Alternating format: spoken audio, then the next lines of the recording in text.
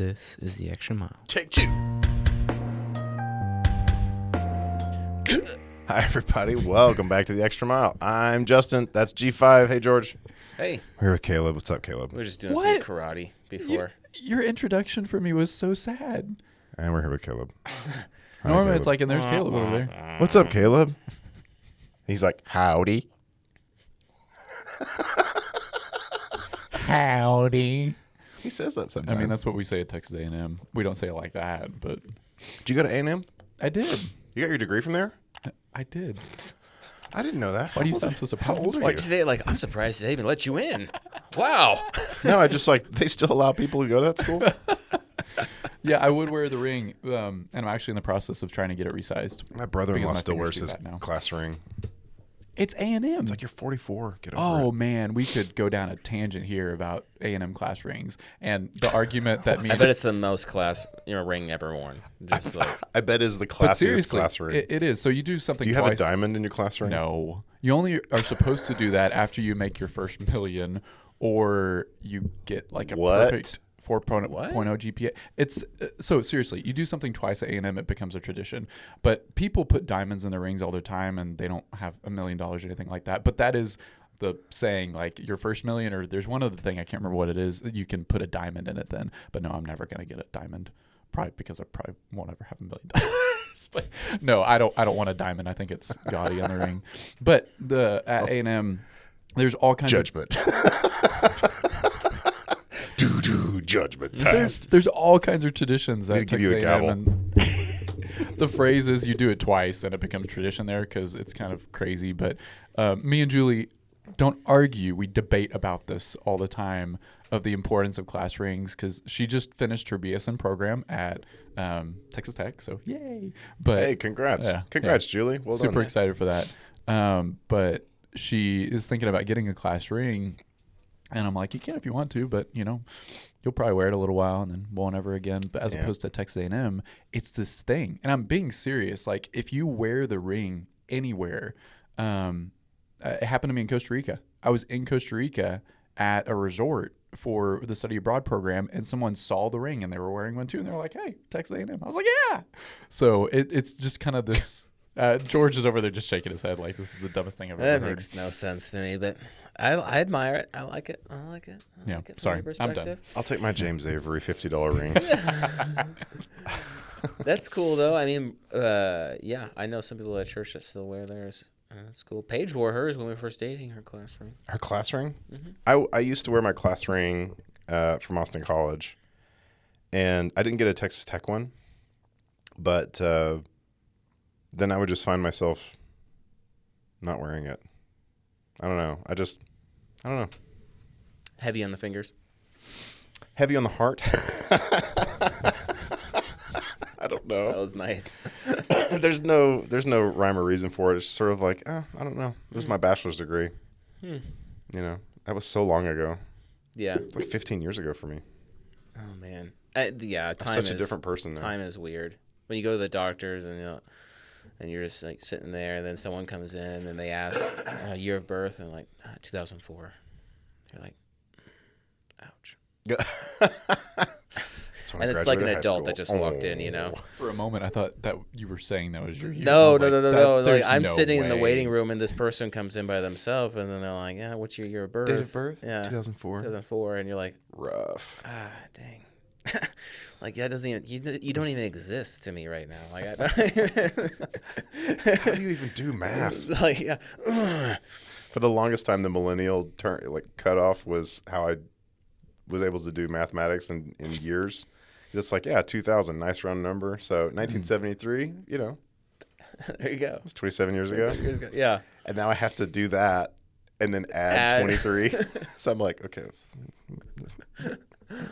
Well, there's some meme I saw the other day where they were like, 2017, that was only a couple years ago. And they're like, no, in a month, it will have been whatever it is. I can't do math right now. 17? Or Yeah. 6 years? Yeah, 6 years. ago. Yeah. See, like 2017 doesn't seem that far away, but that was 6 years ago. Yeah. Yeah. 6 years ago. Oh, man. It's very Rough. it's millennial core. You heard that expression? No. That's a new one. Yeah. So you know how we say for boomers, we're like, oh, boomer. Boomers. Now Gen Zers are like millennial core. That's like our boomer. That's Millennial them core? saying, yeah, to us, we're boomers. Like, we're millennials. That's fair.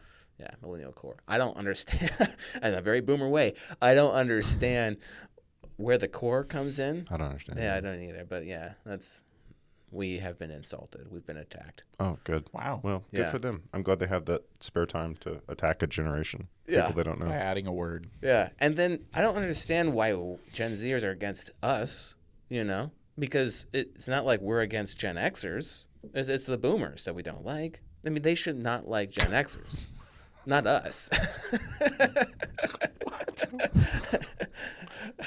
Where's this going? I don't know. I'm just messing around. George has really thought this one through, though. I have. This is a great riff. Well, I think generationally, it's interesting to talk and compare to other people, and it's interesting how as I'm getting older, I'm able to sort of remember very vividly how life was, when I had my class ring, and it meant a lot to me. I remember when I got my high school ring, and I'm like, oh, I'm gonna wear my high school ring, and then I get to college, I'm like, I'm not gonna wear my high school ring. I'm gonna put this off. It's like your high school letter jacket. I was so proud of that. I remember I got my letter jacket and I got patches sewn on it and yada yada. And then I went to college and I'm like, I'm gonna leave this in the closet at my parents' house for the next 25 years. I think it's still there. Those Letterman jackets look so cool. Mm-hmm. I mean, the style. I'd wear one if it didn't look like a weird thing to do. It's like, oh, he's wearing. I His like Letterman the two-tone jackets. That Yeah, I do too. is that what you're talking about? Yeah, Just that. yeah. I like that look. Yeah. Yeah, it's really nice. It gives me like a Rudy vibe. He's wearing that Irish jacket Right. in our movie. That's a good movie. Rudy. I ran into somebody just randomly who was wearing an Austin College Letterman jacket. Oh, And at Austin College, the only way that you can letter is sports. And so we were doing the load-in for Lion King. And there was a guy there who was wearing a letter jacket. And I said, did you go to Austin College? Yeah. And did you play football? Yeah. And so we kind of talked, and I said, yeah, mine's hanging in my closet right now. I just thought it was interesting. Wow. And so they haven't changed. It's the same stuff. They're the exact same style. Yeah. Yeah. That style is timeless, I think. Yeah. It's sort of the collegiate look, but it's interesting because to have a connection like that, because it's a small school, and then to have a very few number of people who've like played football to then run into them randomly. It's kind of like what you were talking about, where you're in a completely different country, completely different part of the world, and somebody walks up, just like, "Hey, look," and then you have this connection. So the fact that we're always all around the world, seemingly, you're always trying to make connections with people, and so that's really neat when you're able to do that. One of my favorite things about being a Christian too, like playing the name game, it's just mind blowing where you meet someone that you've never heard of before, and then as you just start talking to them naturally, I feel like someone comes up where you're like, oh yeah, I know them from Florida, or I know them from wherever, and that one tiny mutual connection. What's the phrase? It's a small world. Small world, big family. Oh, yeah. Yeah. Yeah. Small world, big family. Yeah. I mean, that's the amazing thing about our faith, right? Is we can have family, like you're saying, all over the world. I think we forget that sometimes. We're like, just these people over here, But no, like they're everywhere. They're doing things too. They're working for the kingdom, and then you meet them, and hopefully, as God intended, it's like a family reunion. You get along. You're connected by blood. Put differences aside, by the blood of Christ, that is. And it's like, it's amazing. Is that what Christ is talking about in John 17? He's talking about unity. Like he prays that all his followers and like that the He's people who praying are in our us. family. You think about that? Like, God, Jesus prayed for us. And that always struck me. Unity is so important. Yeah. And we're always crazy about our genealogy, and I love genealogy and all that stuff too. And Jesus has a genealogy, but it's literally the blood of Christ that should running through us. It connects us. That should be a stronger bond now than even the blood that we have, physically in our genealogy today. I think it's really well said. Hopefully we think of it that way. Well, so in that way, that's a way for us to abandon these sort of generational monikers. It's like, okay, well, you're a millennial. And then, like, that's supposed to, why? Do you hate me now? Are you judging me because I was born at a certain time? Or... Yeah, because I like avocado on my toast. I mean, back away, okay? We like drinking our coffee. You wear socks with your flip-flops, okay? So it's like we all have things. Have you noticed that? Socks That's that bad have no matter cactuses what. on them. Look at everyone who's a Gen Z. They wear socks with sandals. It's a thing. It's an absolute thing. You're not going to be able to unsee it. Do you know what socks I wore to services last Sunday? They had skeletons on them. Really? I think it's so funny because, like, if you look at a millennial socks, maybe I've just made a broad generalization, but I have all kinds of fun socks that you don't see because they're in your shoes or they're covered up by your pant leg or whatever. Yeah. And then if you're ever to catch a glimpse, it's like, oh, it's like a desert scene with cactuses on there. I have a few of those too. I had the Mona Lisa, George Washington, Wow. Thomas Jefferson, My Scream. My friend Debbie gave me these really gaudy socks. I'll have to show them to you. They've got cats printed on them with American flags. And so when That's I wear meowsing.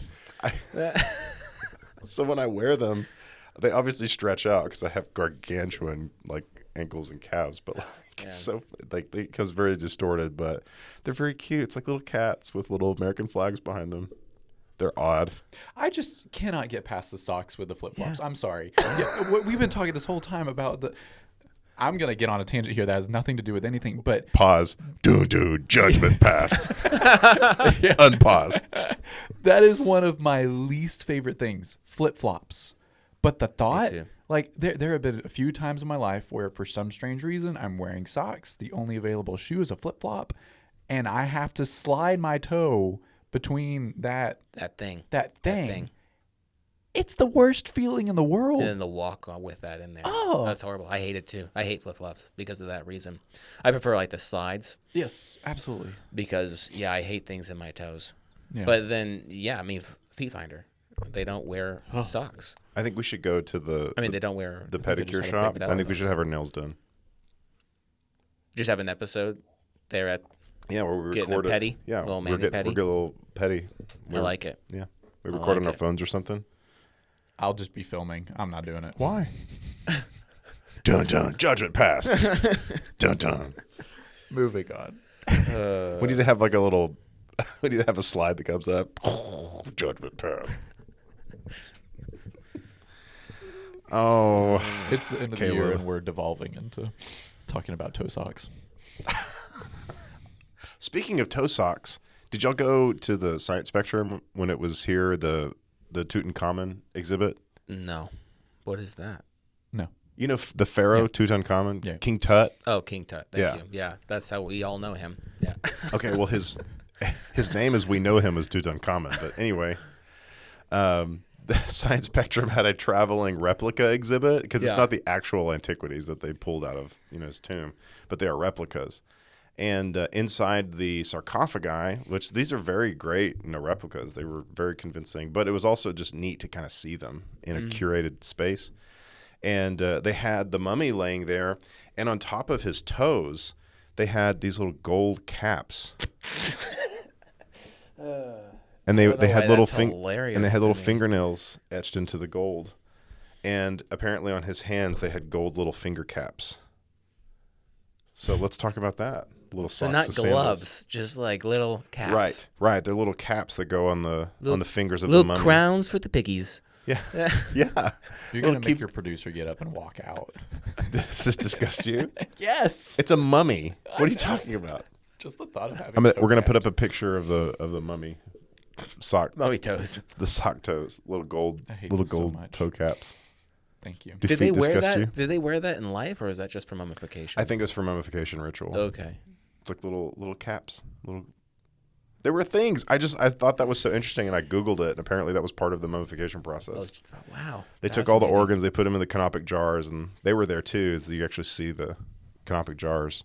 Wow. And then in the sarcophagi, they had him laying there, and So what is that like, though, when you are the Tomb Raider and you open up that jar, and is it still stomach, or is it not? I don't know. I don't know what's in the canopic jars. What is that? Not only, I always thought about that. I mean, not only is this air thousands of years old, I don't know, but it means like. I think they're airtight. I think they're sealed Yeah. tightly. That's crazy. Yeah, they mortar them in, and Yeah. And then, then you just open that jar. I don't know what that looks like decayed for thousands of years. But. that's an interesting thought. Because all that stuff, well, I think there wasn't the video that was up on the internet I saw that they were opening a brand new. Really? I think they had found one in Egypt, and they were opening it up. What does a decayed heart look like? Probably like a raisin. Or a craisin. Craisin. Now it's just my personal mission to disgust Caleb as much as possible. I'm just sick in my head because this episode has devolved into talking about mummy toe caps. It's a thing. It was a thing. Socks with sandals. I mean, we could talk about Jesus cleaning the feet of the disciples. Good segue. That's obviously where we're going since you're disgusted by feet. I mean, they had nasty feet. No socks and no sandals. That's right. You know what would have made their feet a little nicer? If they had worn socks with their Toe sandals. Yeah. At the camp that I go to every year, Judge of the past. my dad was a counselor there for a long time, and one of the lessons that he did with the teenagers was actually on washing the feet. And he picked the kid that had the absolute most disgusting feet. Pigpen feet. And he actually washed them. Oh, wow. Yeah, to demonstrate, what it was like, and That's so cool. humbling yourself and all that stuff. So it was cool. It was disgusting to watch, but See? thank you. Let me see. They're gold. Little gold. Wow. Gold shoes. Look at that. Wow. Because remember, here's some trivia for you. What biblical character was Look at mummified? those toes, man. What Bible those- character was mummified? That toe needs to go to the doctor and get placed. It's just like, Biblical character that was mummified. oh, well, Joseph. But Okay. Yeah. Which Bible character was mummified?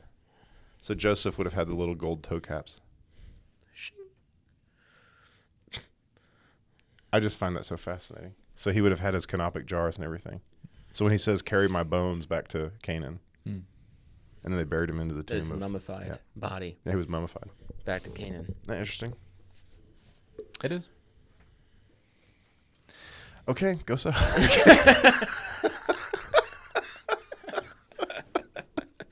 Alive.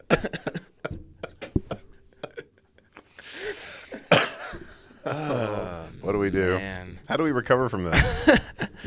I don't know. It's good stuff. Maybe we just splice something in where we're on a roll. All right, so generationally, we pass judgment on the people who wear socks with sandals for some reason. And then if we keep going back in time to generations, how we look at, different societies and different cultures, how generations before us, they used to take the dead bodies and mummify them and put gold toe caps, and apparently that disgusts you. I thought you were going to say something. No, I just wanted to move the mic just to throw you off. I'm completely derailed. No, a thought that has been turning over that maybe y'all can take and run with this too is the value of generations. Stop it, Justin. Justin's just lost it at this point. But I don't know. I think so. This was actually what my teen devo was on Sunday afternoon. We talked about 1 Corinthians 12 and the value of being a part of the body. Right. And I think, it's applicable to anyone, but for teens specifically, one of the things that we were talking about is that you can do a lot of good at this age of your life. And sometimes it's not even something that you really think about because you're just focused on all the things as a teenager. And so being a part of the work, being a part of things that you can do, well, no matter what age that you're at, there is value and you're valued. And you mentioned diversity too, that there were three big things that we talked about: diversity, value, and unity. on all the different gifts and talents that people bring to the group. So, Yeah. And that's a good one to go for, like talents and gifts that God gives us. That chapter there. Better than the parable of the talents. But I agree with you. And we're a part of this body, and what goes through the body but the blood of Jesus that we're all connected by. And I agree. I don't think sometimes we get so trapped and I think, oh, I'm insignificant, or I don't do very much, or I'm not the heart, whatever. And it's really not about that. It's just we're all important in a lot of ways. And one of the adults was actually in that class and brought up a really interesting point. I don't remember what the verse was now. It's in 1 Corinthians 12, but where it's talking about like the hidden inward parts. He brought up, and I'm not gonna do this justice at all, but how like literally in our physical bodies, we have parts within us that are absolutely necessary to operate your heart, your lungs, etc. You don't see those things, but they are maybe not the most, but maybe the most. I mean, your heart is pretty stinking important, but it's some of the most important things that you don't actually see. So some of the most important work that we can do as Christians is the things that aren't necessarily seen. It's the things that we do in the background for other people, the quiet works that aren't necessarily visible to other people, that you're doing for others, which I hadn't even thought about that part when we were talking about it, but it was a good takeaway for me. Justin, you're the tonsils. Just deal with that. She's like, I'm just kind of cause more disease. I am the tonsils. Is that what you said? Yeah. That's what I thought of when I was like, oh yeah, those inward parts. I was like, I'm probably like a spleen or something. Just like, don't really need that. Anyway, you're talking about what verse? You do need the spleen, by the way. Oh, do you really? Yeah, you do. What is it? The gallbladder? Is that the one you don't? I don't know. It's one of those organs that purifies your. Yeah, one of those that you don't really need. On the contrary, those members that seem to be weaker are essential, he says in verse 22. And those members we consider less honorable, we clothe with greater honor and clothe with greater honor. So if you're a toe, sock toe. Toe sock. Yep. And our unbreastable members are clothed with dignity. There you go. And well, I think it's very important to make the delineation that the world and indeed secular nature is to segregate ourselves, to combine ourselves into little camps and ostracize others who specifically don't like whatever your hobbies are, or skin color, or, oh, well, I make more money than you, or what have you. And that's even addressed in the New Testament, in the new, like in the new church that was created in the covenant, where it's, if you say to somebody, you sit back there because you stink and you haven't showered in 5 days and you don't have any money, and oh, here's this person that's high renowned, Taylor Swift comes to worship. Yeah, about you come sit up here and you're better, and you come sit up here at a place of honor. That's exactly the opposite of what God intends in his family. And so it seems that the Bible and seeking after Christ, seeking after God, is unification. It's not ostracization of, oh, well, you're older than me and we're different generations and you're a millennial core and I'm a whatever.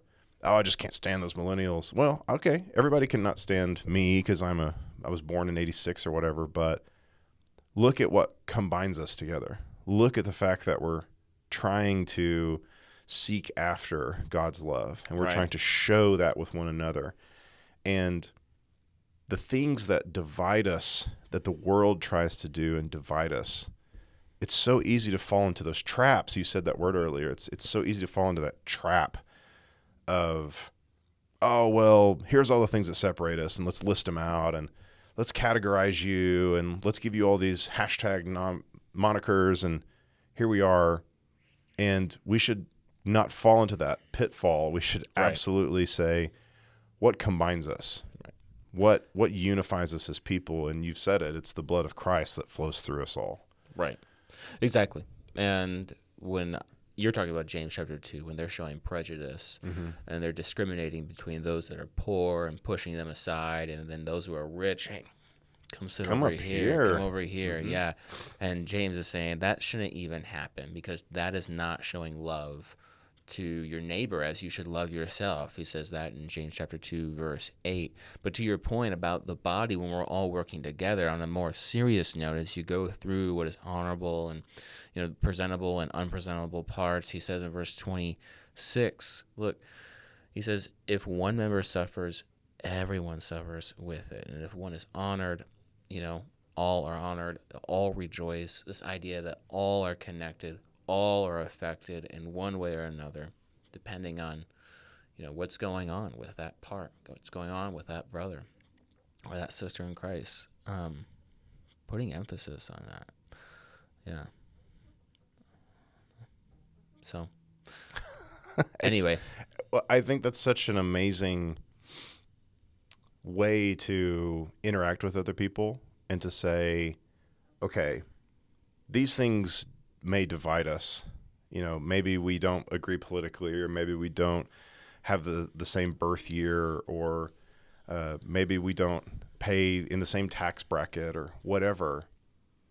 But to really buy into that illustration of we are the body of Christ. And if you think about the parts of your body that just happen and you don't consciously think about it. I always love the illustration whenever I start consciously thinking about the breath that I'm taking, where most of the time you don't think about breathing. It just happens. And obviously you do it or else you'd be dead.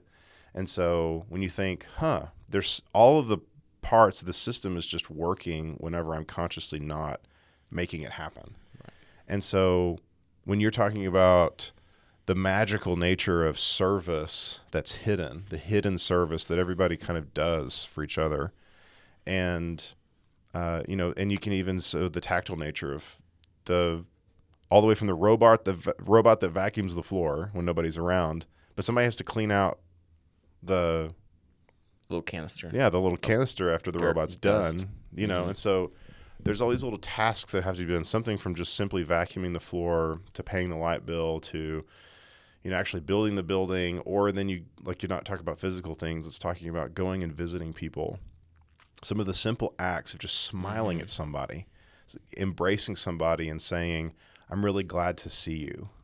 Like, I haven't seen you, and now that I've seen you, I'm reminded of how much I like seeing you, and let's all go worship together. And I think it's such an amazing meet and greet moment that happens before and after services. Yeah, I think you can look across the other side of the auditorium or the other side of the pew, and you may see someone you dislike. You may see someone you're not fond of. Yeah. There's nothing wrong with not being. God says to love others, not to be fond of everyone. And those are two different things. But you also have to remember they are worshiping the same God, and they're praying to the same God, and they're appealing to the same God. And God listens to their prayers as well, not to yours and less to his or hers. And so we've got to be mindful of that as well. And that's an interesting thought. Just to say that I would hope that love would encompass, like. But you're saying that love and like aren't the same thing? No. No, I mean, I think we all do. We live in an imperfect world, and we want to. It's hard to like everyone. Sometimes our personalities just don't jive, or we get in a disagreement and we fight. Division isn't the way to handle that. Hate isn't the way to handle that. Love is the way to handle that, with respect and honor and dignity. And love comes in the form of action, where I'm going to choose you over myself, even when it's difficult. I don't have to necessarily be fond of that person to love them, but I should grow to like them. And being critical of, the previous iterations of previous generations, because I think it's important for for a Christian to not only seek in the Word, but then you have to take a stand on what's right. Mm-hmm. And it's really easy to turn a blind eye to sin, I suppose, but it's important to love other people, to say, okay, I look at another person and I care enough about you to have you in my life, and I even those little micro shares, those micro experiences of happiness, like a shared smile, lowering yourself, if you want to talk theater, where you lower yourself, like you open the door for somebody to walk through. Something as simple as that, just being kind, can be a domino falling into opening the door for Christ. So as we close, and to that point, I think going back a second to 1 Corinthians 12, when one is sad, all are sad, or all rejoice. All are sad, yeah. That is a representation of a connected body and family. Mm-hmm. If you're wondering, am I doing enough? Am I doing what I'm supposed to as this body part of Christ, of Christ's body? Ask yourself, when someone else is not going through a hard time, or when someone else is rejoicing and they got a promotion or they got some sort of blessing, am I rejoicing with them? Am I sad with them? Am I connecting with them? And if I'm disconnected, then there's an issue there. And to remember, I think, especially as we go into the new year and try to be active members of Christ's body, think, am I a connected part of God's body? That's going to make all the difference. Rather than a gold toe cap. That's right. Did you like that? Yeah. We'll edit that out. Great. Go so. If you want to know more about the Bible or you have any questions, our email is in the description below. You can DM us. We'd love to hear from you. And if you're looking for a church family or you're in the Lubbock area, we invite you to come visit and hang out with us in Milwaukee. We love for you to find a church who practices the love of Christ.